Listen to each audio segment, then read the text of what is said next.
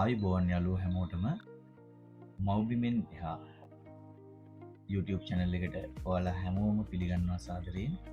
එහෙමනම් අද ඔයාලට ගේන්න හිතුවා කටාර් එකේ තහඩු එළන ලද ස්ලැබ් එකකට කොහොමද බට දාගන්නේ කියලා වයරින් කරන්න. එහෙම නැත්නම් ඉලෙක්ට්‍රික් බට ටික දාගන්නේ කොහොමද කියන එක ගැන. මේක සාමාන්‍ය ස්ලැබ් එකක් වගේ නෙමෙයි. මේ තහඩුව ආපහු ගලවන්නේ නැහැ. මේ තහඩුව උඩින් තමයි අඟල් 3ක 4ක කොන්ක්‍රීට් තට්ටුවක් වැටෙන්නේ. ඉතින් මුලින්ම අපි කරන්න ඕන ලංකාවේ වගේ නෙමෙයි මේ බට අපි රෙඩිමේඩ් බෙන්ඩ් ගන්න නැහැ. මේ වගේ ස්ප්‍රීන් බෙන්ඩර් එකක් භාවිතා කරලා අංශක 90කට හිටින්න නමා ගන්න ඕන. දැන් මම මේ නමන බටේ අංශක 90ට වඩා නැමෙනවා. මොකද ආපහු සුළු ප්‍රමාණයක් මේ බටේ දිග ඇරෙනවා නෝමලි. ඒක හින්දා අපි මෙන්න මේ විදිහට බට ටික නමා ගන්නවා. මුලින්ම කරන්නේ මේ බටේ සයිස් එක මිලිමීටර් 25. අපි සාමාන්‍ය ස්ලැබ් එකකට භාවිතා කරද්දී 20 mm එහෙම නැත්නම් මිලිමීටර් 20 බට තමයි පාවිච්චි කරන්නේ. නමුත් මේ වගේ ස්ලැබ් එකකදී 25 ඒ කියන්නේ 25 බට අපි දා ගන්නවා. මොකද ප්‍රශ්නයක් වුණොත් නැවත අපිට මේක යටින් වයර් අදින්න කපන්න මුකුත්ම බැරි හින්දා නියම විදිහට මේ ඩක් ටික හදාගන්න එක කරන්න ඕන. ඉතින් මුලින්ම අපි මේ විදිහට බට නමා ගන්නවා. ඔයාලට පේනවා මේ බෙන්ඩර් පාවිච්චි කරලා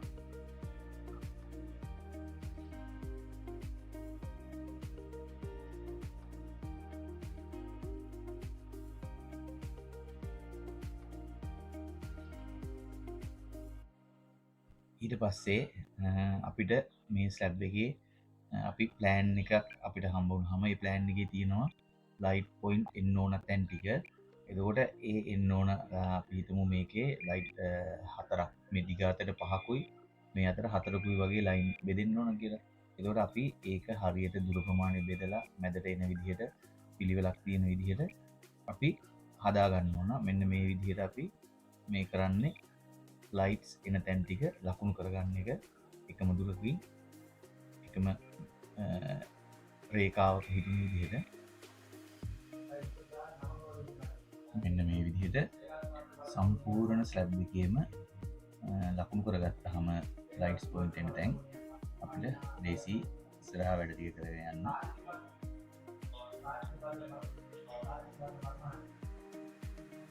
මේක ලොකු ස්ටෝර් එකක්. ඔයාලට පේනවා මීට උඩටත් තව ලොකුවට වහලක් පදිනවා. මේ මිෂනින් ෆ්ලෝ එකේ තමයි අපි බට දාන්නේ. එහෙම නැත්නම් සෝල්ඩරයක් වගේ වෙන් කරන කොටස එක. ඊළඟට අපි කරන්නේ අපි ලකුණු කරගත්තු ලයිට්ස් පොයින්ට් ටික එන තැන් වලට මෙන්න මේ විදිහට හිල් විද ගන්න එක. දැන් අපි සාමාන්‍ය ස්ලැබ් එකක ජංක්ෂන් බොක්ස් පාවිච්චි කරුවට අපිට මේ වගේ තහඩු වෙලපු ස්ලැබ් එකක ජංක්ෂන් බොක්ස් පාවිච්චි කරන්න බෑ. මොකද මේක යටින් මේ ආවරණය තහඩු ආවරණය ඉවත් වෙන්නේ නැති හින්දා අපිට සිද්ධ වෙන්නේ බට වලින්ම මේක දාන්න. ඒ හින්දා අපි මෙන්න මේ විදිහට හිල් විද ගන්නවා අපි ලකුණු කරපු ලයිට්ස් පොයින්ට් ටික ළඟ. ඒ වගේම ඔයාලට කියන්නවා සාමාන්‍ය මිෂනින් එකක් එහෙම නැත්නම් සෝල්ඩරයකට වගේ දෙයකට මිසක් මේ වගේ ස්ලැබ් එකක් ලොකු ගොඩනැගිලි වලට දාන්නේ නැහැ. ලොකු බරක් දරා ගන්න බැරි හින්දා මේක මිෂනින් ෆ්ලෝ එහෙම නැත්නම් සෝල්ඩරයක් තමයි මේ තියෙන ස්ටෝර් එක ඇතුලේ. අපි ඊළඟට කරන්නේ අපි නමපු බට මෙන්න මේ විදිහට පෑන් එකේ තියෙන විදිහට මේකේ තියෙන්නේ ලයින් 4ක් තමයි මේ ස්ලැබ් එකේ උඩ බල්බ් වලට.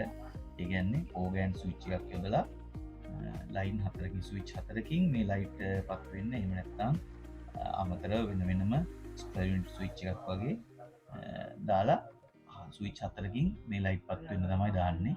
ඉතින් අපි මුලින්ම අර නමාගත්තු බට අර විදිහට දාලා මේ එකකට එකක් සම්බන්ධ කරගෙන ඒ කියන්නේ හැම ලයිට්ස් පොයින්ට් එකක් ළඟටම ඉන් එකක් සහ අවුට් එකක් විදිහට බට දෙක වැටෙන විදිහට මේ විදිහට අපි දිගටම බට ටික සම්බන්ධ කරගෙන යනවා. ඔයාලට පේනවා අපි මේ සම්බන්ධ කරපු බට මෙන්න මේ විදිහට තමයි තියෙන්නේ එකම ලයින් එක. අපි මේකේ දාලා තියෙන්නේ ස්පෙරිමන්ට් ස්විච් එකක්. ඒ කියන්නේ පියුස් එකක් එක්කලා එන ඩබල් පෝල් ස්විච් එකක් දාන්න මේ හැම සර්කිට් එකකටම. එහින්ද අපි මේකින් එක බටයක් තමයි පාතර දාන්න ස්විච් එකට යන්න. ඊට පස්සේ ස්විච් එකේ ඉඳලා DB එකට යනකම් ඩිස්ට්‍රිබියුෂන් බෝඩ් එකට යනකම් බිම දිගේ බටයක් අපිට දාන්න පුළුවන්. ඉතින් කටාර එකේ සාමාන්‍යයෙන් සිද්ධ වෙන්නේ මේ වගේ විදිහට තමයි. ඉතින් ආයෙමත් මේ වගේ වීඩියෝ එකකින් හම්බ වෙනකම් අපි ඔයාලගෙන් අදට සමුගන්නවා. සබ්ස්ක්‍රයිබ් කරලා නැත්නම් අපිව සබ්ස්ක්‍රයිබ් කරන්න. එතකොට අපි දාන වීඩියෝ ඉක්මනින්ම ඔයාලට එනවා. එහෙනම් කට්ටියටම ජය වේවා. මම විදින් මෙහා YouTube channel එකට එක්කලා නැතිලා ඉන්න හැමෝටම ගොඩාක් ස්තුතියි.